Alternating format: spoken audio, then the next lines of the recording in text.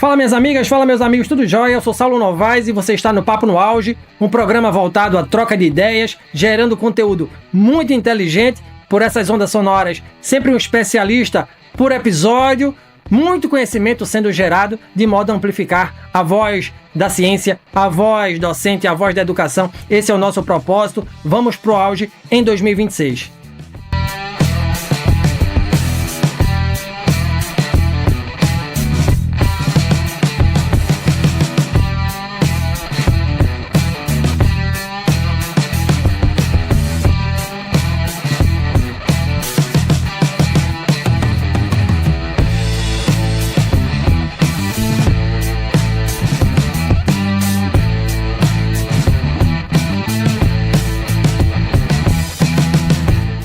Arte não é ornamento, e sim ferramenta de transformação.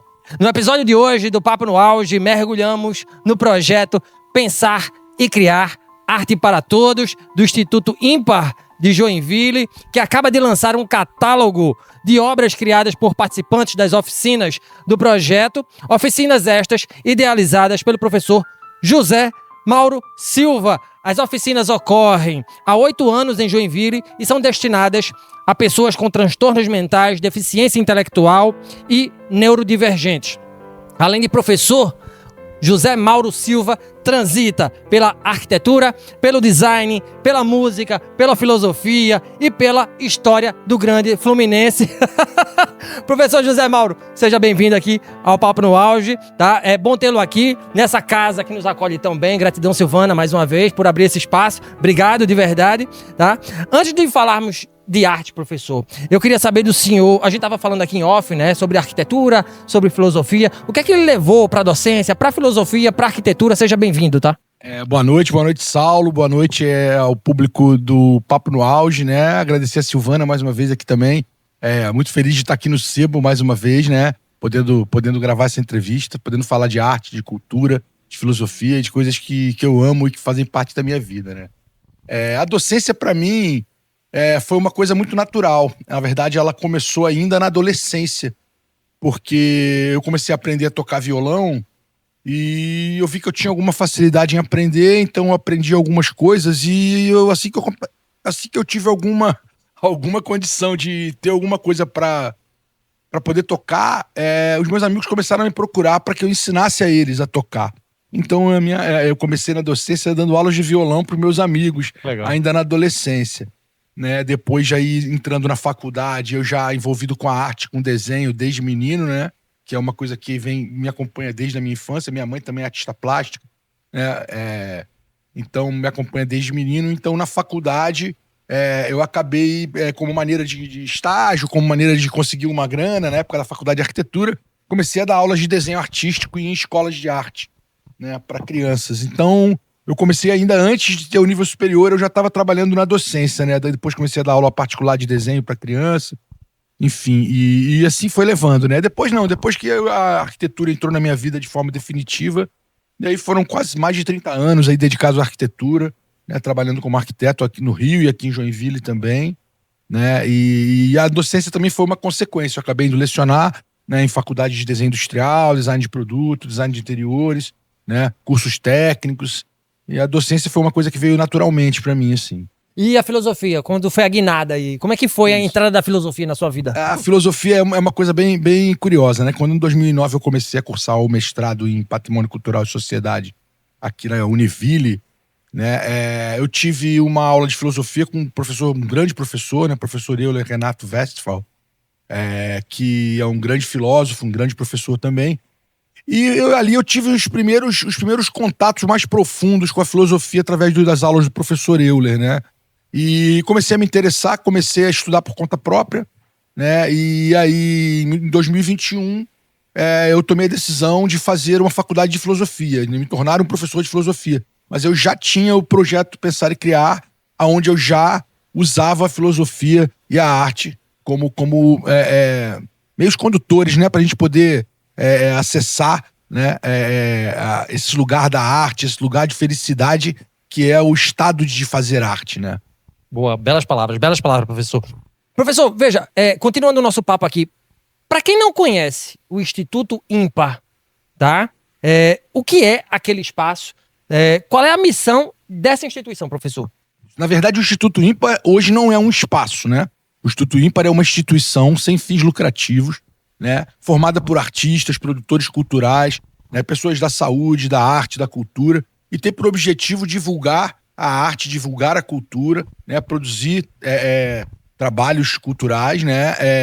É também um ponto de cultura, né? Reconhecido pelo Ministério da Cultura, em todas as instâncias, né? Municipal, estadual. A gente está sempre participando de editais culturais ligados à arte, à cultura, à educação, à saúde, né? E de alguns anos para cá, né, a gente tem tido um foco bem maior na saúde mental, que é a questão do programa Arte para Todos, né? Que começou lá em 2011 com o professor Robson Benta, que você já entrevistou também. Isso. Né? Gigante ele. Trabalhando com um grupo de teatro para o Naipe aqui de Joinville, né? Ele teve a ideia de criar um programa Arte para Todos, né? Que era com teatro a princípio, para pessoas com deficiência intelectual e transtorno mental. E em 2017 eu recebi o convite do Robson e da Iraci, que são amigos meus pessoais, para que eu pudesse ministrar uma oficina de artes visuais para essas pessoas numa instituição em Joinville que hoje já não existe mais, é a antiga AJAICE, né? Foi um convite que foi feito para a gente através da Gabriela Loyola, que é uma pessoa aqui da cidade, que é uma marchand, uma pessoa influente no meio da arte, e fez o convite para que o Ímpar levasse uma oficina de artes visuais. Né? E eu recebi esse convite e aceitei com muita alegria, né? Apesar de muito medo também, né? Porque apesar da minha experiência como docente, né, na faculdade, na minha própria vida, eu nunca tinha tido a experiência de trabalhar com pessoas com deficiências intelectuais e transtornos mentais. Então foi um grande desafio para mim e eu tive que descobrir como fazer isso, né? Frequentando as aulas e aprendendo com eles, né? A como lidar com eles, a como entendê-los, a como poder me comunicar com eles e conhecer cada um melhor. Né? Então, assim, o Ímpar tem essa função, né? Divulgar a arte enquanto forma de expressão humana, livre de amarras estéticas, livre de julgamentos estéticos, né? E como ferramenta de construção da cidadania, né? Para todas as pessoas. Joia, eu tenho um grande apreço, né, pelo professor Robson Benta, já entrevistei ele, como o senhor falou, e aí fica aqui registrado meu abraço, professor Robson. O senhor é gigante nessa cidade, saiba disso. Necessário. Veja, ô professor, num mundo em que o ser produtivo e o ser, entre aspas, normal, né, são tão superlativos, por que a gente precisa olhar com carinho, né, com responsabilidade para a questão da saúde mental e para aquelas fora do escopo da, entre aspas, normalidade, hein? Isso, essa questão da normalidade, ela é bem curiosa, né? Porque a gente tem, como diz o Caetano Veloso, de perto ninguém é normal, né? Então, assim, muitas pessoas têm transtornos mentais, né? E estão incluídas no que você chama de normalidade.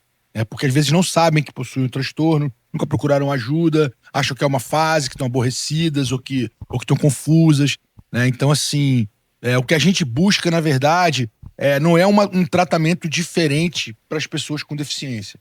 O que a gente busca também não é a inclusão das pessoas com deficiência. O que a gente busca é que todas as pessoas tenham direito à arte. A gente considera a arte como um direito humano, como um direito cultural, como um direito humano. Então a gente começou a trabalhar com as pessoas com deficiência intelectual e transtorno mental. Por quê? Porque essas pessoas especificamente, era negado a elas a oportunidade de vivenciar a arte enquanto artistas, enquanto protagonistas. O máximo que se fazia é dar um lapisinho para ele pintar, né? Dar uma coisa, ensina uma brincadeira, né? Mas ninguém queria perguntar o que eles queriam saber, o que eles gostavam de saber, o que eles achavam do mundo, o que eles achavam da vida.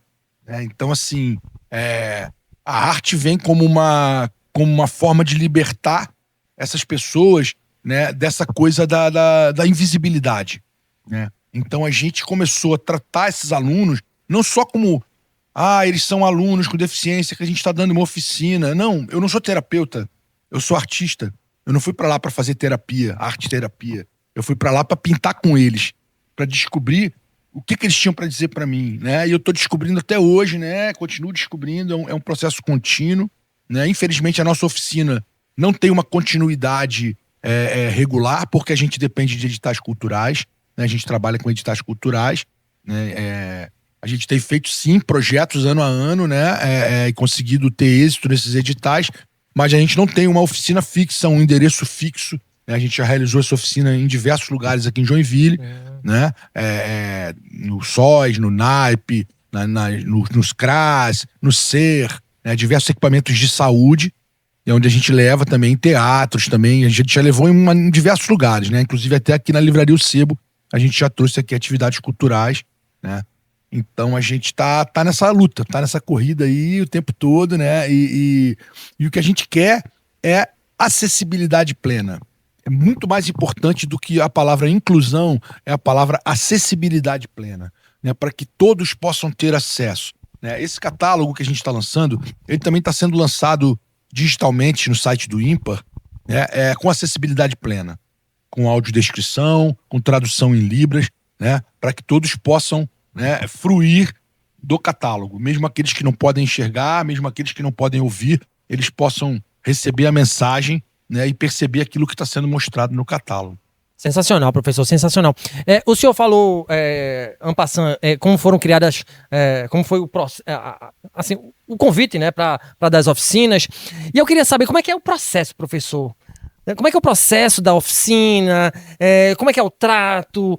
O senhor falou do receio que tinha, né? Quais são os maiores desafios a lidar com esse público, professor? Acho que o grande desafio é a pluralidade, porque não existe um padrão. Né? Assim como nós, que somos as pessoas ditas normais, né? Os neurotípicos, né? Nós não temos um padrão, né? Eu sou diferente de você, você é diferente da Silvana. Para eles também não existe um padrão. Então a gente não tem um livro de receita ou uma fórmula para poder lidar com as pessoas com deficiência intelectual. Simplesmente lidar com ela como se fosse uma pessoa exatamente igual a mim, né? Ela vai me mostrar aquilo que ela sabe, aquilo que ela pode, aquilo que ela conhece, né? Eu vou mostrar para ela outras coisas, né? E vou tentar dialogar com ela na medida de que ela consiga dialogar comigo, né? O processo é a coisa mais gostosa, é o processo, né? A gente traz um tema para toda aula nossa tem um tema. Esse tema ele é trazido à turma através de uma explanação breve, né, lúdica, o mais lúdica possível, porque o objetivo não é formar filósofos, o objetivo também não é formar artistas com técnicas artísticas, e sim fazer um trabalho de reflexão, um trabalho em onde as pessoas possam se sentir artistas, né, realmente, onde elas possam criar aquilo que elas têm a liberdade, que elas não estejam sob o filtro do julgamento, né? Todo mundo tem muita preocupação quando a gente fala em arte visual. Eu não sei desenhar. Eu não consigo fazer isso não é pra mim. Tinta não é comigo. Pintar não é pra mim. Eu não consigo, eu não gosto de desenhar porque eu sou muito ruim. Eu só sei fazer Zé Palito. Então a gente enfrenta isso na verdade é uma autossabotagem. Entendeu, Saulo? Porque você pode desenhar o que você quiser, do seu jeito. É o desenho do Saulo. Não existe uma maneira certa de desenhar um ser humano, ou de desenhar uma pessoa, ou de desenhar uma paisagem. Existe a maneira de cada um. Né? Então a gente foi trazendo para eles essa mensagem de que a arte deles era possível, de que o desenho deles é lindo, sim. De que todo desenho é lindo. Todo desenho é uma forma de expressão humana. Toda pintura, todo desenho, toda escultura, toda dança, toda música, todo teatro, ele é lindo. Né? Não tem como a gente dizer que... na música a gente ainda tem aquela história. Se o cara começar a cantar, falar um monte de bobagem, ou se a música for desagradável. Né? Mas na arte visual, na arte cênica, né? É uma expressão totalmente livre, né? Assim como o papel, né? O papel aceita todas as coisas, né? E a nossa arte, no Arte para Todos, aceita todas as coisas. Claro, desde que dentro dos limites éticos, dos limites, né? Da ética, do respeito. Mas a gente tenta trazer para esses alunos, né? Eu faço oficina do Pensar e Criar para os meus alunos com deficiência intelectual e transtorno mental e faço oficina Pensar e Criar na sala da universidade. Da mesma forma. Não tem nenhuma diferença entre a aula que eu dou para um aluno com deficiência intelectual e a aula que eu dou para um universitário. Né? Então, assim, eu tento tratar com eles da forma mais clara possível, trazendo temas que tenham a ver com o cotidiano de cada um. Né? Isso é uma coisa que eu trago de Paulo Freire, de Vygotsky, né? Que a gente tem que partir daquilo que cada um tem. Né? Não adianta eu chegar na aula com conteúdo sobre filosofia e ficar falando sobre os filósofos gregos. É claro que eu falo sobre vários filósofos. Não só os gregos, como diversos outros. Né? Mas falando sempre, fazendo um link com algum acontecimento que tá rolando, com a vida de cada um. ou cada um conta a sua experiência e a gente vai tentando trazer aquilo para o assunto. Então, se torna uma roda de conversa. Então, após essa breve exposição, o aluno pinta, desenha e depois a gente faz uma roda de conversa, onde cada um expõe o seu desenho, fala o que pintou, fala o que desenhou e aquilo que pensou sobre o tema que a gente está conversando. E durante o processo de desenho, a conversa continua. Porque a gente vai desenhando e conversando. Aí um fala uma coisa, fala alguma coisa sobre política, o outro fala sobre religião. Não existe assunto proibido nas nossas aulas, né? Não existe, claro, que se a gente for levar para o lado da política partidária, esse lado a gente evita porque não é isso, não é esse o objetivo, nem é esse o foco da aula. Mas dentro da nossa aula, a gente já chegou a falar de assuntos delicados, né? Como drogas, como aborto, né? Como política também, como religião, né? Então, assim, a gente não tem assunto proibido, a gente não tem feio nem bonito, né? E é um lugar de amizade, é um lugar de confiança, né? Onde a gente pode falar aquilo que a gente sente. A gente não tem vergonha da nossa ignorância, porque esse é o grande barato da filosofia. A filosofia não parte do conhecimento, a filosofia parte da ignorância. Isso é maravilhoso. A grande chave da filosofia para mim foi quando eu entendi que, na verdade, eu era muito mais ignorante do que sábio, né? Quanto mais a gente encontra o conhecimento, mais a gente descobre o tanto de conhecimento que a gente tem ainda por encontrar. Então, assim, eu acho que todo mundo pode ser artista, todo mundo pode ser filósofo, né? Filosofar é pensar sobre as coisas, né? Não é necessariamente você ter que falar de uma história da filosofia ou de um filósofo grego ou citar algum grande nome. Se você está pensando na sua própria vida, você já está filosofando, né? Então, assim, eu acho que falta esse hábito para as pessoas, o hábito de filosofar sobre si próprio, sobre suas atitudes, sobre o seu próprio dia, no final do dia. Então, assim, eu acho que a filosofia, ela salva vidas, né? É uma paixão muito grande. Agora também estou namorando com a história, né? Iniciando meu doutorado em História Comparada na UFRJ, tratando também sobre imagem, né? O meu trabalho é sobre o poder das imagens, mas aí vai numa linha de poder e discurso, vai numa linha mais de política. Sensacional. E continuo com essas minhas paixões aí, né? A filosofia, a arte, a música também, que é muito presente na minha vida. Legal. Ô, professor, e como é que tem sido a recepção dos alunos quando o senhor chega com essas propostas, quando o senhor diz, por exemplo, que no papel cabe tudo? É sempre muito legal. É sempre muito legal porque eu acho que, assim, na verdade, todos eles aprendem, acho que como nós aprendemos a se autocensurar, né? Então, assim, na verdade, ele chega ali, oficina de arte. Tem uns que gostam mais de falar do que de pintar. Tem uns que gostam mais de pintar do que de falar. Tem uns que gostam de pintar e de falar. Tem uns que não gostam nem de pintar nem de falar. Mas eles ficam ali. E aí eles começam sem falar e sem pintar. Daqui a pouco eles estão pintando e estão falando, né? Então, assim, muitas curiosidades, né? Eles trazem muitas questões sobre o dia a dia, sobre coisas que eles escutam no rádio, na TV, me perguntam se é verdade. E aí eu explico, né? Indico fontes de consulta, né? A gente tem, assim, eu acho que o grande mote do nosso Pensar e Criar é a gente ajudar essas pessoas a encontrar a cidadania, né? A cidadania plena, que é poder participar das decisões políticas acerca da sua própria comunidade, né? Por exemplo, como é que você vai...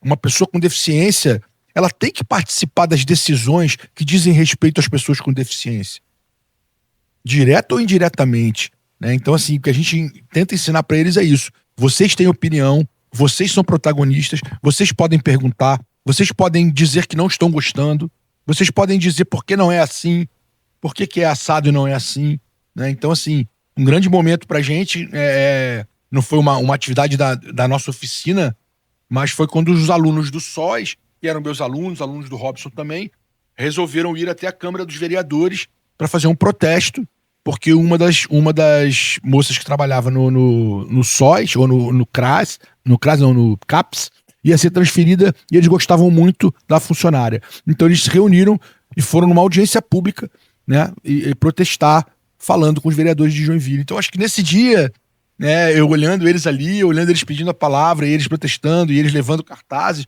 acho que a gente conseguiu aquilo que a gente queria, né? A gente conseguiu chegar onde a gente queria. É claro que o processo nunca termina, né? Porque aqueles ali vão sair, vão para outros lugares, uns ficam mais velhos, outros vão fazer outras coisas, e novos vão chegando, né? Então o que a gente quer é isso. O que a gente quer é cidadania, né? É acessibilidade plena para todos, né? É porque não adianta a gente só ficar no discurso. A gente tem que praticar, né? Praticar. E o Arte para Todos, ele pratica isso, né? Você vai pegar nesse catálogo, você vai ver que tem obras abstratas que poderiam estar, de repente, numa sala de uma casa chique. E tem obras infantilizadas, tem obras mais infantis, né? E todas essas obras têm o mesmo valor para nós. Todas elas têm o mesmo valor, tanto que estão no catálogo, né? Foi talvez a pior de todas as coisas que aconteceu comigo nesses 18 anos de pensar e criar, foi eu ter que selecionar obras para poder botar no catálogo. Porque eu tenho um acervo enorme. Que dó, hein? Dó, porque assim, tem muitas outras obras, dá para fazer uns 3 catálogos de obras com o que a gente tem de acervo, né? A gente teve que escolher algumas, criar uma organização para poder falar do projeto por fase, por ano. Nesse projeto também teve várias fases. Ele teve inclusive uma fase de 1 ano e meio que ele foi virtual, né? Quando veio a pandemia, a gente teve que dar um jeito de continuar com a oficina via telefone. Então a gente fazia e não tinha material de arte, não tinha nada. Então cada um fazia na sua casa com aquilo que tinha. Caneta Bic, papel, lápis de cor, giz de cera, pincel e tinta. Inclusive isso tá descrito no catálogo, tem fotos, inclusive, das aulas virtuais. A gente passou por muitos momentos, né? Muitos projetos, trabalhamos com crianças também, no NAIP, com adultos, né? em inclusão social no SOS. E a gente tem um apoio muito grande também aqui da Prefeitura de Joinville, da Secretaria de Saúde. A gente tem um convênio com a Secretaria de Saúde, né? Então, assim, a gente tem feito bastante trabalhos em parceria com a Secretaria de Saúde de Joinville, né? Então a gente não pode deixar de dar esse crédito também, né, a esses parceiros que têm contribuído também no nosso trabalho. Maravilha, professor, maravilha. E agora falando especificamente do catálogo, tá? O que é que o público vai encontrar nessa obra, tá? Pensar e Criar Arte para Todos, lançado pelo Instituto Ímpar. Qual é a simbologia das obras contidas neste catálogo que discutimos e qual é o aprendizado contido nelas para o senhor e para o público? Olha, o que as pessoas vão encontrar nesse catálogo é uma história. É uma história bem bonita, né? Uma história resumida, é claro, né? Mas é uma história de 8 anos de um projeto, né?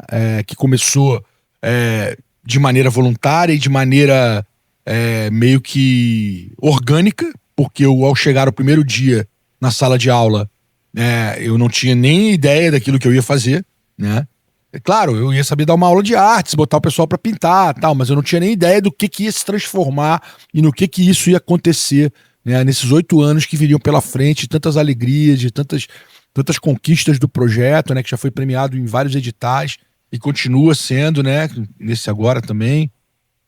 Então, assim, é muito importante para a gente continuar com esse trabalho. Muito importante para a gente continuar, manter esse trabalho vivo, né? Para isso a gente precisa do apoio das pessoas também. O Ímpar é uma instituição sem fins lucrativos, mas as pessoas podem se associar ao Ímpar, né? As pessoas podem contribuir com o Ímpar, né? No nosso site impar.arte.br, tá lá, tem um espaço como se associar, né? Então, assim, vai encontrar uma descrição do nosso projeto em todas as suas fases, desde a primeira fase, passando pelo contexto da pandemia, passando por um outro período que a gente ficou 2 anos fazendo um trabalho voluntariamente, sem ter um projeto, né? Porque a gente passou por um período muito difícil na questão dos editais de cultura no Brasil. Então esse projeto existe desde 2017, então a gente pegou esse período na íntegra, né? Então, assim, foi um período muito difícil, onde a gente sustentou o projeto fazendo voluntariamente, né? Depois voltamos a ter novos editais e continuamos seguindo. Então, assim, é um livro muito gostoso de ler, porque ele tem uma escrita leve, né? Ele foi escrito por mim uma parte, por outra parte também pela Iraci, né? Contando a história do nosso projeto, as diversas fases que a gente viveu, né? Mostrando os trabalhos, né? Trabalhos que alguns não têm temas definidos, né? Dependendo do tipo de aluno, o trabalho acaba fugindo um pouco do tema, mas vários trabalhos com temáticas filosóficas onde você consegue entender o que aquela pessoa quis dizer naquele trabalho, né? Falando sobre filósofos conhecidos, né? Como Heráclito, como Sócrates, né? E diversos outros também que a gente traz na turma. E trabalhos com temáticas muito legais, empatia, né? Trabalhos sobre a sociedade, sobre a política. Eles são muito, muito criativos e muito curiosos, né? Eles querem saber, né? E isso é que eu acho que é muito importante, né? A gente nunca sabe o que a outra pessoa está entendendo daquilo que a gente está falando. Seja ela um doutor, um PhD, ou seja ela uma pessoa né, analfabeta. Então, assim, a gente tem que acreditar, a gente tem que apostar que aquelas pessoas vão entender, que aquelas pessoas vão conseguir. E eu tenho apostado e eu tenho conseguido, né? E eu tenho conseguido grandes resultados e sou muito feliz com isso, né? Não só eu, como com todos os meus colegas do Ímpar, né? Ninguém trabalha sozinho, né? É um trabalho que a gente tem uma equipe grande, produção, né? Uma equipe de assessoria de imprensa, né? Que ajuda a gente a divulgar o nosso trabalho. Enfim, é um trabalho pelo qual, assim, eu sou apaixonado, né? E dificilmente vou me desvencilhar dele agora, né? E eu tô vendo pela sua fala, vida, toda essa paixão, eu tô vendo pela sua fala, professor. Veja, a gente tava falando de filosofia, falando de arte, misturando os dois. Se a arte deve ser para todos, o que é que falta para ser mais inclusiva, professor José Mauro? Acessibilidade.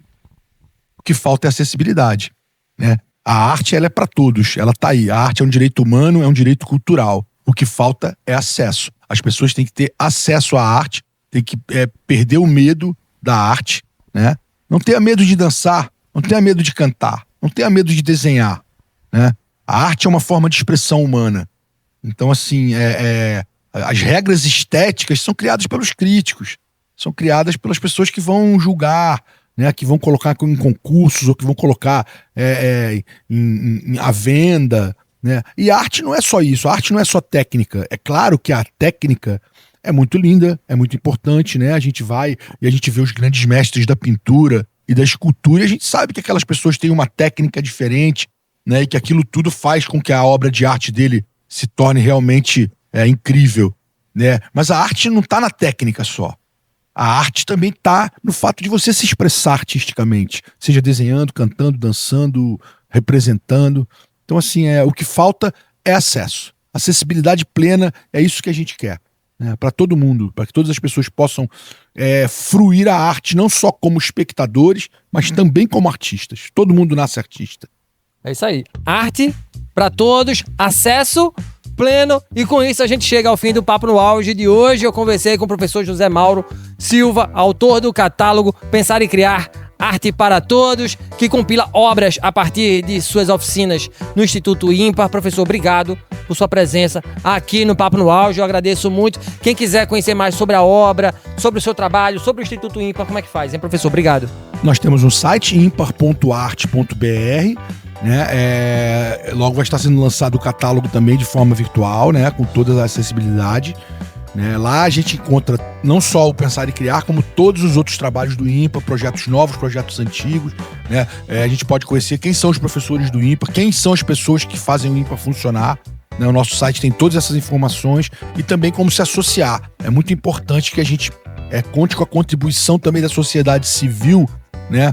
Porque apesar de a gente não ter uma sede física, né, o Ímpar movimenta coisas, o Ímpar tem funcionários, né, tem despesas e a gente paga essas despesas com um dinheiro que a gente recebe de editais, do PIC, dinheiro que sustenta o projeto por um ano, que sustenta a entidade por um ano e também, né, contando com a ajuda dessas pessoas que possam se tornar sócios do Ímpar, associados, né, e aí com isso vocês vão ver uma série de coisas que a gente pode lá, vantagens e, enfim, brindes que a gente oferece também, né?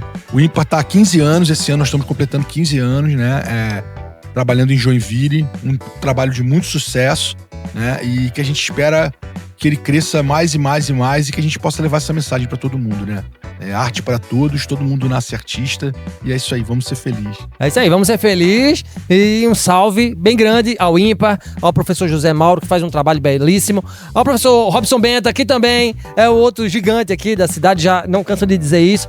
E se você gostou desse conteúdo, obrigado, professor, mais uma vez. Se você gostou desse conteúdo, não esqueça de avaliar o podcast Papo no Auge nos principais agregadores de podcast. Nos siga nas mídias sociais, no Instagram a gente tá lá no @Papo no Auge, no LinkedIn Saulo Novaes.